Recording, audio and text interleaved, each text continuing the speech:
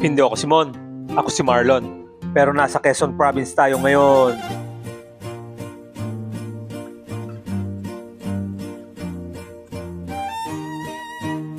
Kaya tara, samahan niyo ako dito sa bayan ng Tayabas, Quezon.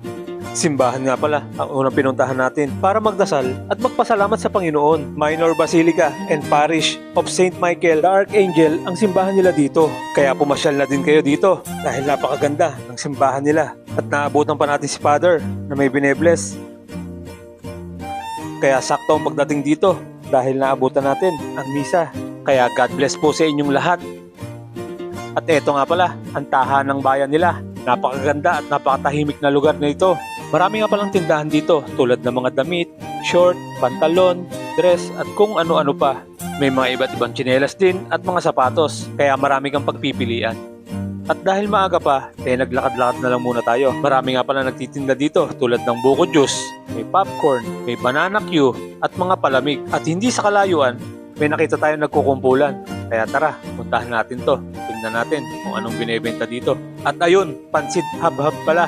Bigla tuloy ako nagutom, kaya napa-order na tayo. At eto nga pala, ang in-order ko. Siyempre, lalagyan natin yan ng suka para sumarap. Isang order ng pansit at 3 pirasong lumpiang Shanghai. 30 pesos lang yan.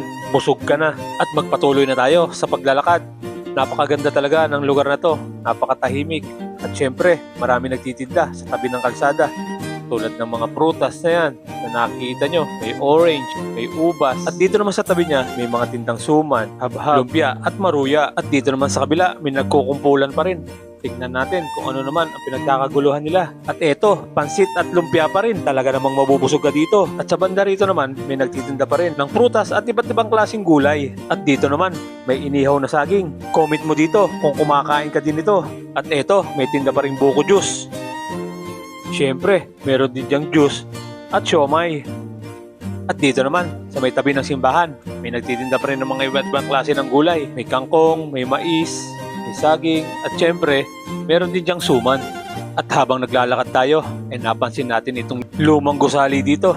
Kaya tara, puntahan natin kung ano meron dito. Ito pala, Casa de Comunidad de Tayabas. At ito pala, ang nasa loob niya, ang iba't ibang klaseng mga painting. Tingnan nyo naman, napakaganda. At eto yata, ang mga gumawa niyan, ang mga batang manlilikha. So, ayan po sila. At andito pa, ang iba't ibang klaseng mga painting. So, ayan guys. Napakaganda, di ba? At eto pa, ang iba't ibang klaseng mga nakadisplay dito. Bawal pong hawakan yan. Kaya tingnan mo na lang. Susi ng Tayabas.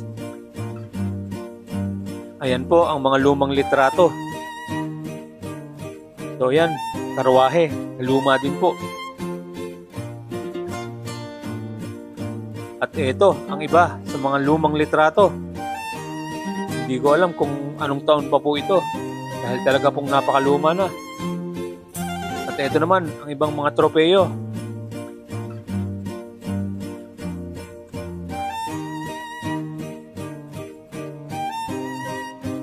At pasukin naman natin ito.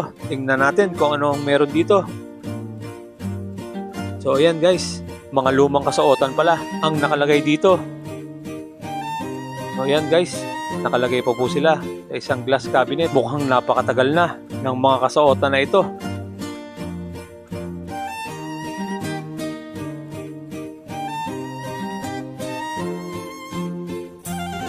At umakyat naman tayo dito sa itaas. Ano kaya ang meron dito? So ayan po pala siya. Napakalawak at talaga namang napakaluma. Kaya ang sarap sa mata. At dumungaw naman tayo dito sa bintana. So ayan guys, tingnan nyo naman. Ang kalye na ito, napakatahimik. At dito naman tayo sa kabilang bintana. So ayan guys, napakaraming lumang bahay. At syempre, matatanaw mo din dito ang kanilang simbahan. Mukhang may ginaganap ditong kasiyahan ng Tayabas Force. Ayan po sila, masayang magkakasama. Kaya hanggang dito na lang muna. Maraming salamat at nasayang ko na naman ang 5 minuto ng buhay nyo. Like, comment, and share na rin ng video na ito para mapanood ng iba. Malay nyo, sa bayan nyo naman ako mapunta. Adios!